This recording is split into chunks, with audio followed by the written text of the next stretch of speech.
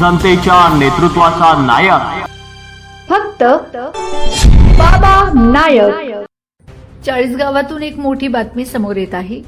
खरेदी खत आणि सूचीक 2च्या प्रमाणित नकला देण्यासाठी 9,000 रुपयांची लाच मागणाऱ्या एका खासगी इसमावर लाचलुचपत प्रतिबंधक विभागाने कारवाई केली आहे।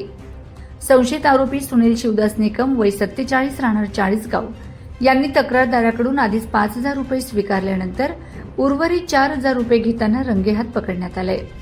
ही कारवाई लाचलुचपत प्रतिबंधक विभाग धुळे यांच्या पथकाने केली असून या प्रकरणी चाळीसगाव शहर पोलीस ठाण्यात आरोपींविरुद्ध भ्रष्टाचार प्रतिबंधक कायद्यानुसार 1988 सुधारित कलम 7A अंतर्गत गुन्हा दाखल करण्यात आला आहे।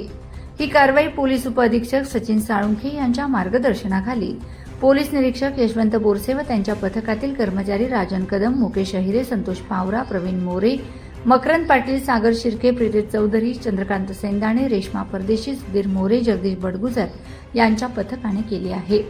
या धडक कारवाईमुळे भ्रष्टाचाराविरुद्ध प्रशासन अधिक सतर्क झाल्याचं दिसून आलंय। जनतेच्या नेतृत्वाचा नायक फक्त बाबा नायक।